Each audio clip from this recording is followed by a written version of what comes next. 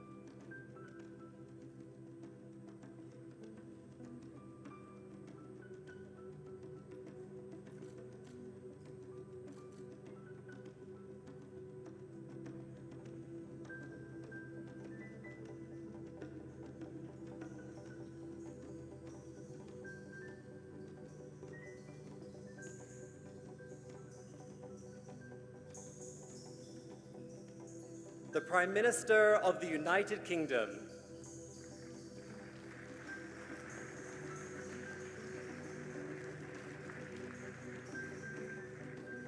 The President of Rwanda.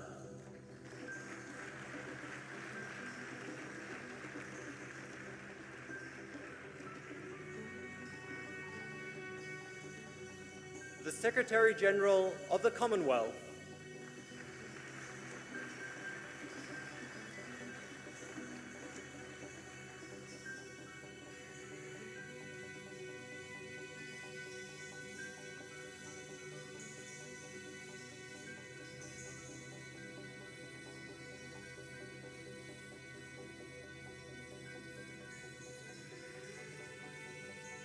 I now invite you all to stand as we welcome His Royal Highness, the Prince of Wales.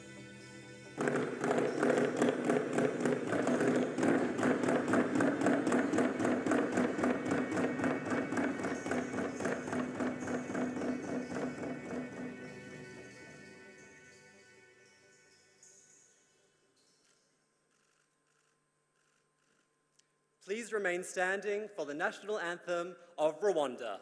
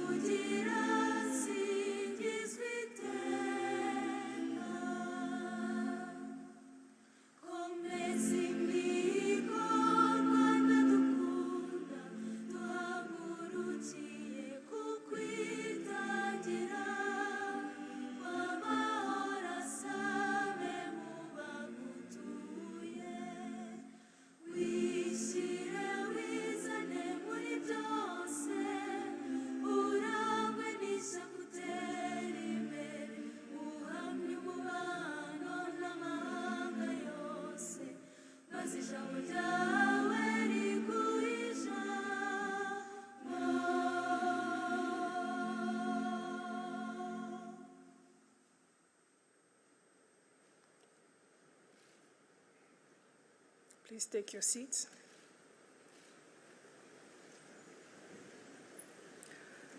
Your Royal Highness, Your Majesties, Your Highness, Your Excellencies, Secretary General, distinguished ladies and gentlemen, good morning to you all.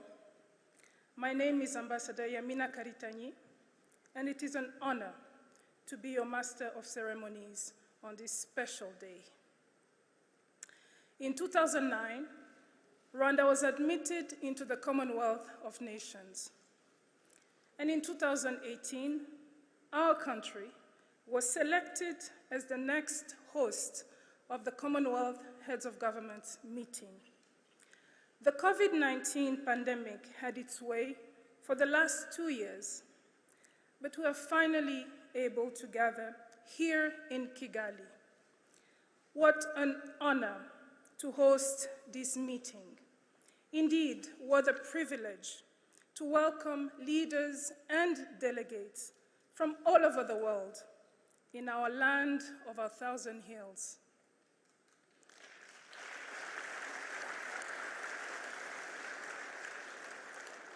And as we say in Kinyarwanda, murakaza neza.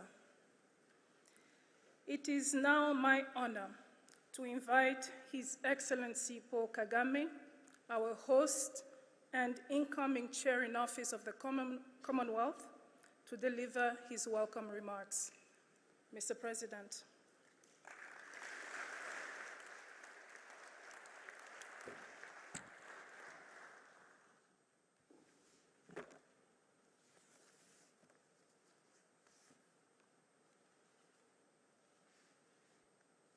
Your Highnesses,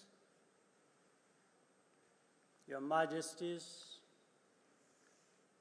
Your Excellencies, Secretary General, special guests, distinguished ladies and gentlemen, it's a pleasure and honor to welcome you to the 26th Commonwealth Heads of Government meeting, the 6th in Africa, and the first since our world was turned upside down by a devastating pandemic. We join together to pay tribute to Her Majesty, the Queen, the head of the Commonwealth, and its most devoted champion. Over her 70 years of service, the Commonwealth has grown both in number and in the scope of its ambition. The fact of holding this meeting in Rwanda, a new member with no historical connection to the British Empire, expresses our choice to continue reimagining the Commonwealth for a changing world. The Commonwealth does not replace other institutions, it adds to them. That's why we always have important special guests with us. This year, let me recognize in particular His Highness, the Emir of Qatar, and I thank him for being here with us.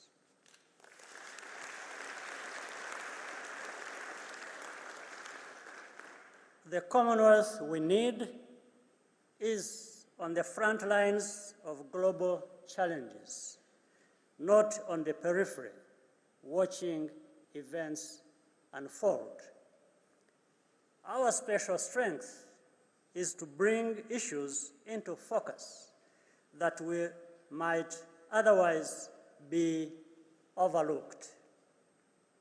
For instance, the way that climate change puts the very existence of small islands and developing states into jeopardy,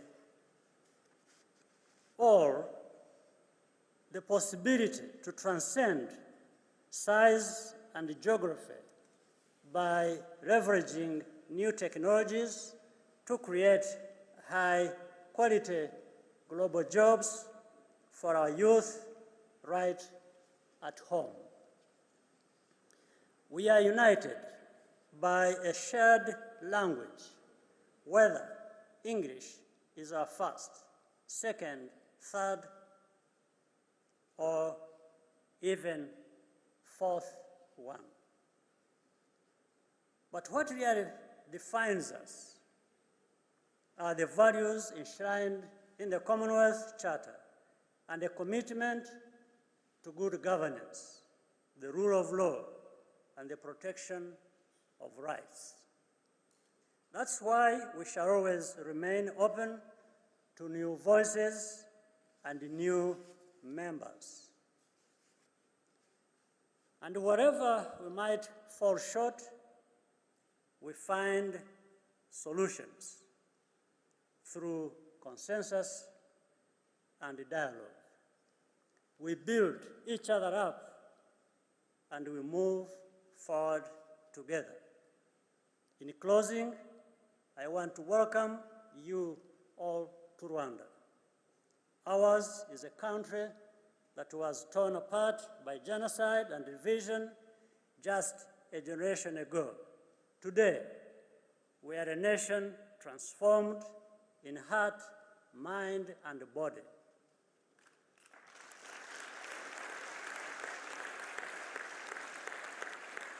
Three-quarters of our population are young people with no memory of those events.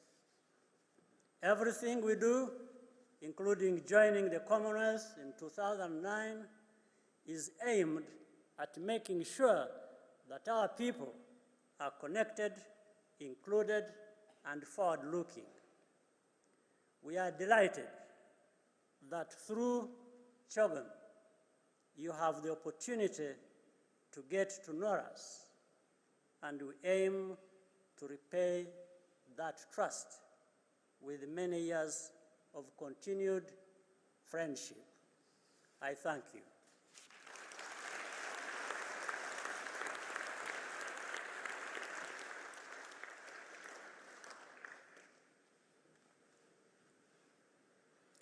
Thank you, Your Excellency, for your welcome remarks. Let us now enjoy a performance by Urukerereza, the National Ballet of Rwanda. The performance illustrates our country's culture and oral traditions.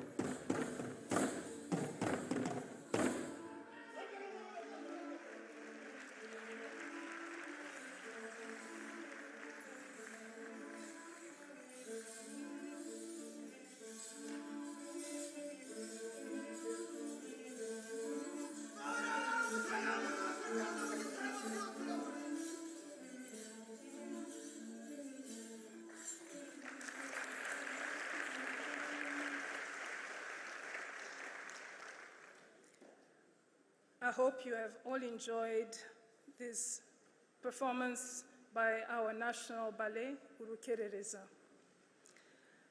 It is now my pleasure to invite the Secretary General of the Commonwealth, the Right Honourable Patricia Scotland, to deliver her remarks.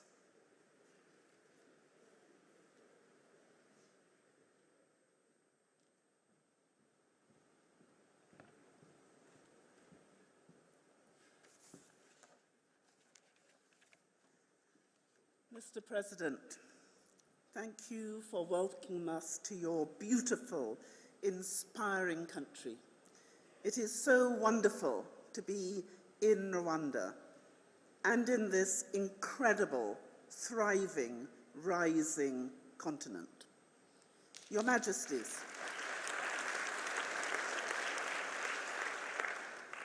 Your Majesties, Your Royal Highnesses, Your Excellencies, Honourable Ministers, distinguished guests, friends and colleagues, welcome to Kigali.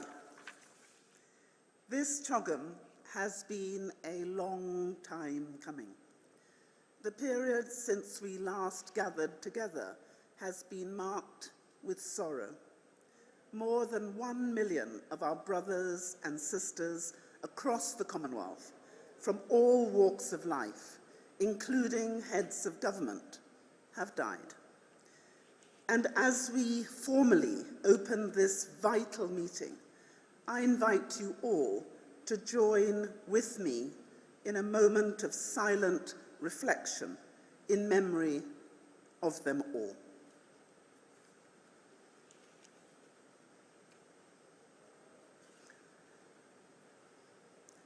Excellencies, in 1953, Her Majesty the Queen shared her vision for a Commonwealth which bears no resemblance to the empires of the past, to an entirely new conception built on the highest qualities of the spirit of man, friendship, loyalty, and the desire for freedom and peace. An equal partnership of nations and races to which she would give her heart and soul. She has given her heart and soul.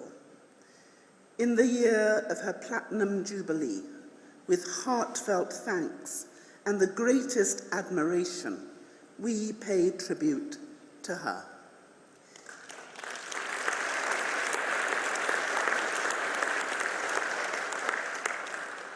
And we warmly welcome her representative and the future head of the Commonwealth, His Royal Highness, the Prince of Wales.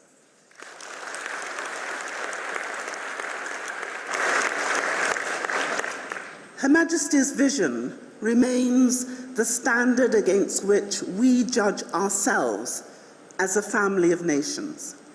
In 1919, at the end of a war which killed millions, during a pandemic which killed millions more, leaders gathered in France, striving for an internal peace. Their quest was noble, but it failed. That failure had profound and devastating consequences. After the horrors and bloodshed of the Second World War, it fell upon a new generation to shape a just and lasting peace. And the international system, as we know it today, was born. The Commonwealth is part of that system, brought together to bring a touch of healing to kinships which were changing, but which continue to bind us. I believe profoundly that the Commonwealth today, in 2022, is a beacon within that international system, a place where people come together, where we work together, where no voice is louder or more important than any other, and where no one is left behind. Yes, we have shared interests and practical advantages, but we are the most significant grouping of countries in the history of the world, which is bound, above all, by values which we all aspire to. These values of peace and justice, of tolerance, respect, and solidarity, and our role as the foremost international champion for small and vulnerable states remain our enduring responsibility. They express a vision for the world that will outlast all of us. They make us different. They make us special. Honoring these values and that vision is our most sacred trust and our gift to the generations which will follow. Today, as we gather in the midst of new and decisive shifts in our world, it is imperative that those values shape the choices we will make in the hours and days ahead. The economic damage of COVID and mounting debt confront us all. The rapid intensification of climate change poses an existential threat. The tremors of conflict and instability in our world, the spiraling costs of food and fuel, and economic uncertainty threaten a serious and protracted crisis.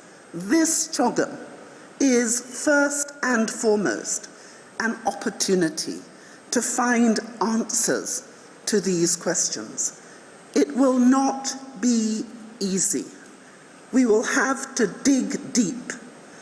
We will have to respect each other and find what joins us. We must trust each other. We must talk and listen to each other and give all that we have to achieve progress for the 2.5 billion people we all represent. But here, in Rwanda, something else is at stake, something even more transformational. The world is changing. People are anxious. I understand the pressure on each and every head of state today.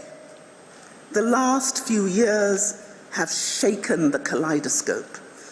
But before the pieces settle, we have an opportunity right here, right now, to show the world what real unity, real solidarity, real cooperation, and real progress look like.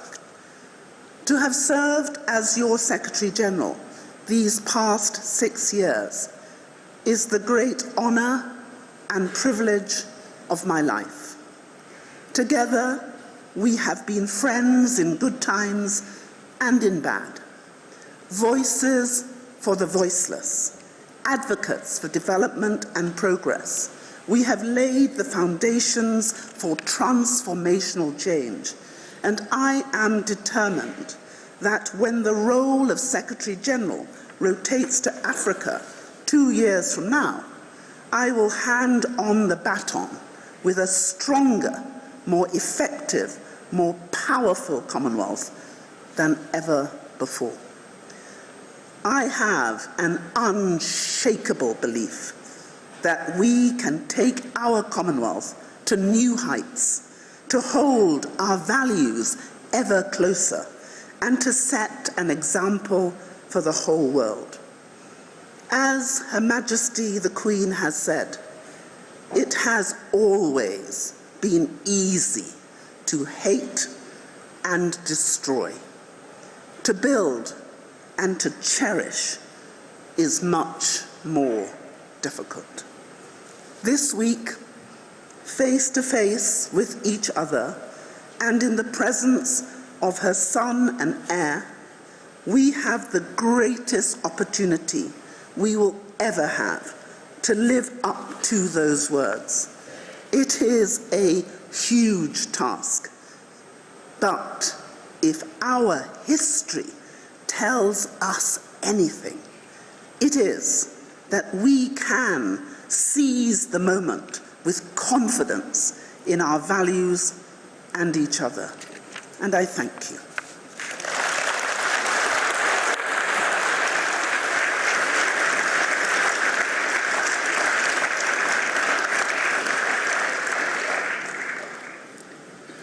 Thank you, Secretary General. Please join me in welcoming the Right Honourable Boris Johnson, Prime Minister of the United Kingdom and outgoing Chair in Office of the Commonwealth. Thank you very much. Your Royal Highness, Your Majesties, President Kagame, Madam Secretary General, Your Excellencies, ladies and gentlemen, I am honoured to perform the final duty of the United Kingdom as Chair in Office of the Commonwealth and hand over the baton to President Kagame and wish him every success as Chair of our unique association, encompassing 54 countries and a third of humanities. One of our newest members is now at the helm, and more nations are seeking to join, which tells you everything you need to know about the health and vitality of our Commonwealth, because for all the differences between us, we're united by an invisible thread of shared values, history, and friendship.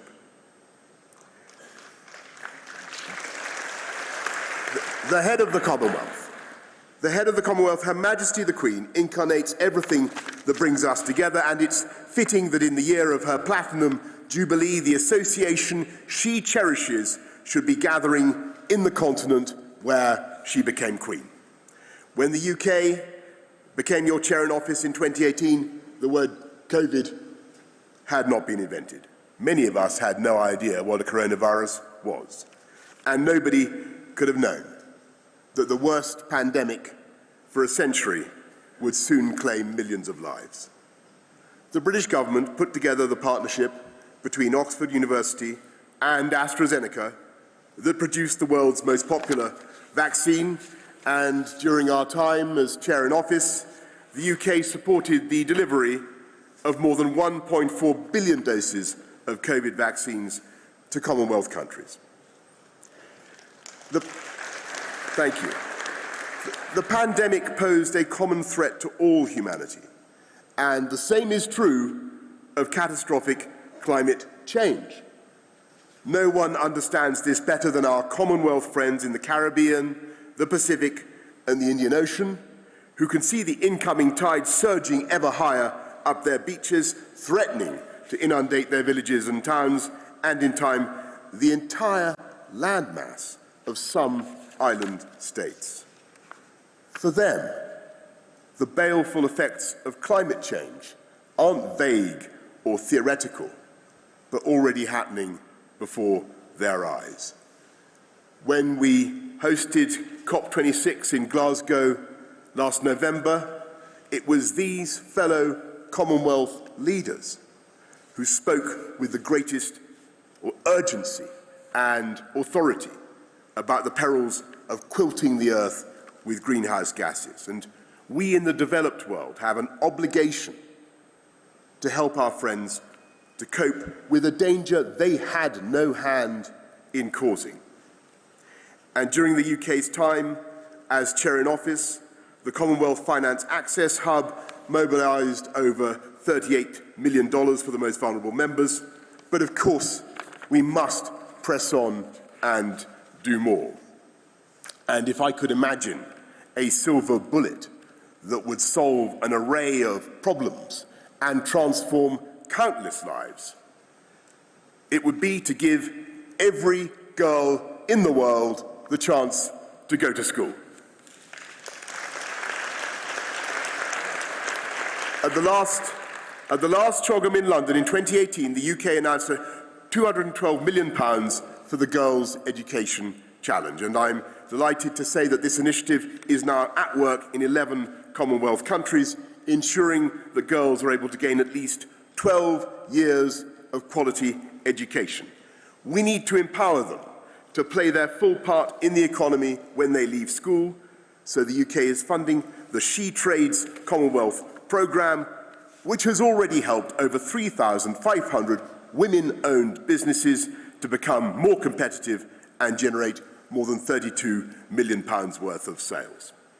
And if there is anyone who doubts the ability of the Commonwealth to speak with one voice, it was in June 2020 that the UK delivered the first ever joint statement by all 54 Commonwealth members before the Human Rights Council in Geneva, recalling, and I quote, "our proud history of acting to strengthen good governance and the rule of law. One of the greatest affronts to everything we stand for is Russia's invasion of Ukraine and Putin's blockade of the ports that would otherwise be shipping food to the world's poorest people. At this moment, nearly 25 million tons of corn and wheat is piled up in silos across Ukraine, held hostage by Russia. Britain supports the United Nations plan to get that food out, and we will invest over £370 million in global food security this year, including £130 million for the World Food Programme. We want to work alongside our Commonwealth friends to understand your needs, your priorities, and to deliver joint solutions to a crisis that Putin has deliberately engineered. For now, it only remains for me to thank every Commonwealth member for having given the United Kingdom the chance to serve as chair in office. And as I pass on this responsibility to President Kagame, a close friend and a partner, I know that he shares my boundless optimism about the future of the Commonwealth at the forefront of the international agenda and benefiting all our peoples. Thank you all very much.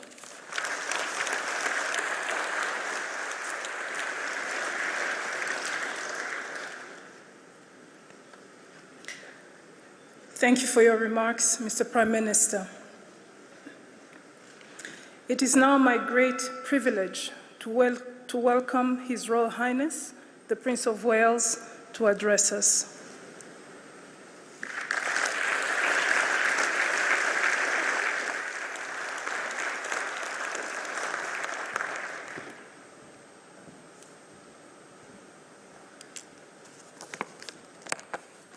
Your Majesties, Your Excellencies, ladies and gentlemen, on behalf of the Queen in this Platinum Jubilee year, my wife and I are delighted to be with you all here in Rwanda for this 26th Commonwealth Heads of Government meeting.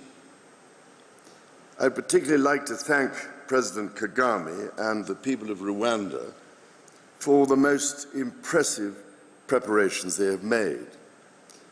I know how difficult the decisions were to postpone this important gathering as a result of COVID, and can only applaud Rwanda's determination and patience in ensuring our gathering is successful. Throughout her reign, the Queen has placed and continues to place the greatest importance on the common friendship, humanity, and values that all of us share in this room, not despite, but because of the diversity the Commonwealth represents. And I know how grateful she is that, in recognition of Her Majesty's unstinting service to our Commonwealth family, all Commonwealth member states have announced that they have now committed themselves to the Queen's Commonwealth canopy. I treasure the friendships we have built over these past 70 years and look forward to their deepening in the years ahead.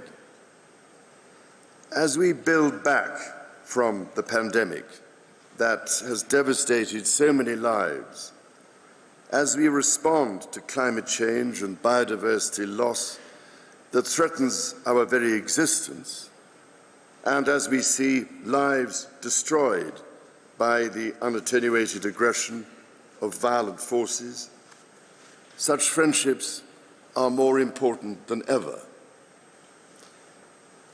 I take heart from the fact that working together and with urgent intent, there is a path to build a future for humanity that is sustainable, prosperous, and just.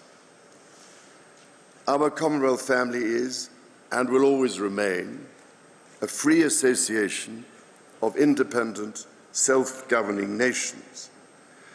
We meet and talk as equals, sharing our knowledge and experience for the betterment of all citizens of the Commonwealth, and indeed the wider world.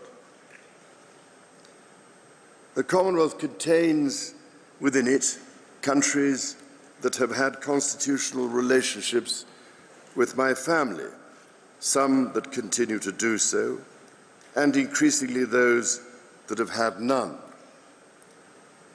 I want to say clearly, as I have said before, that each member's constitutional arrangement, as republic or monarchy, is purely a matter for each member country to decide. The benefit of long life brings me the experience that arrangements such as these can change calmly and without rancor. But as I said in Barbados last November, we should never forget the things which do not change: the close and trusted partnership between Commonwealth members, our common values and shared goals, and perhaps most importantly, the strong and enduring connections between the peoples of the Commonwealth which strengthen us all. These shared values, goals, and friendships transcend the ties of shared history, as we saw in welcoming Mozambique and Rwanda to this great family of nations. And now, coming to Rwanda for the first time, visiting the Genocide Memorial and speaking to survivors, I have been overwhelmed by the resilience, grace, and determination of the Rwandan people. Today, Rwanda upholds so much that is extraordinary. As a center for innovation, a world leader in women's empowerment, a growing hub for the green economy, and a commitment to a united future. As leaders you consider how to define and strengthen our own commitment to common purpose. And I would only offer you the view that our Commonwealth family of some of the world's most vulnerable and some of the world's wealthiest nations has the ability, indeed the obligation, to be a force for global public good. Why else, ladies and gentlemen, would an increasing number of countries want to join this association? In the diversity of the 2.6 billion people on whose behalf you speak comes great strength, which you can use, for instance, to speak up for the values which bind us, to invest in a rapid transition to a sustainable future, and to create opportunities for our young people. I believe that the Commonwealth is uniquely positioned to achieve such positive change in our world. And in speaking to you over the years, I know you agree. Indeed, I can only applaud the focus you are bringing to supporting youth, business and civil society, not least through the Commonwealth professional associations of judges, teachers and midwives, to name but three. I know the importance you attach to ensuring that support reaches the developing world, and how important is the work you are undertaking to develop new approaches which take account of climate vulnerability, to enable the better channeling of development assistance. I was also greatly heartened at yesterday's business forum to see Commonwealth leaders and global CEOs, including from my Sustainable Markets Initiative, identifying practical solutions to these vital challenges. To achieve this potential good, however, and to unlock the power of our common future, we must also acknowledge the wrongs which have shaped our past. Many of those wrongs belong to an earlier age with different and, in some ways, lesser values. By working together, we are building a new and enduring friendship. In Canada recently, my wife and I were deeply touched to meet many of those engaged in the ongoing process of reconciliation. Indigenous and non-Indigenous peoples reflecting honestly and openly on one of the darkest aspects of history. As challenging as that conversation can be, people across Canada are approaching it with courage and unwavering commitment, determined to lay a foundation of respect and understanding upon which a better future can be built. It seems to me that there are lessons in this for our Commonwealth family. For while we strive together for peace, prosperity and democracy, I want to acknowledge that the roots of our contemporary association run deep into the most painful period of our history. I cannot describe the depths of my personal sorrow at the suffering of so many, as I continue to deepen my own understanding of slavery's enduring impact. If we are to forge a common future that benefits all our citizens, we too must find ways, new ways, to acknowledge our past. Quite simply, this is a conversation whose time has come. Your Excellencies, conversations start with listening, and as the Queen said at our last meeting, the Commonwealth has always been and remains a global association which believes in the tangible benefits that flow from exchanging ideas and experiences and respecting each other's point of view. Our ingenuity, knowledge and ideas, our courage and determination are truly our common wealth. By unlocking our potential, we can build a future in which all our people have a stake, ensuring that our Commonwealth Charter represents not just words on a page, but the lived experience of all. And in so doing, we will equip our children and grandchildren to be agents of a better future. Your Excellencies, if we are to leave the world better than we found it, and that is our duty and our privilege, we must be bold with our ambition, decisive with our actions, and united in our effort. In this mission, I know Her Majesty the Queen stands with us all.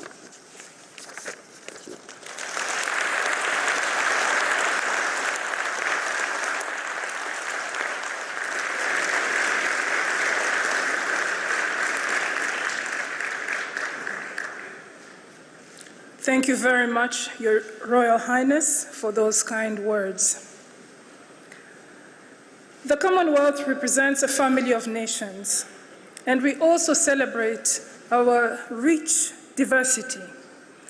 I am delighted to introduce the students of the Rwanda School of Creative Arts and Music to perform their song entitled Destiny.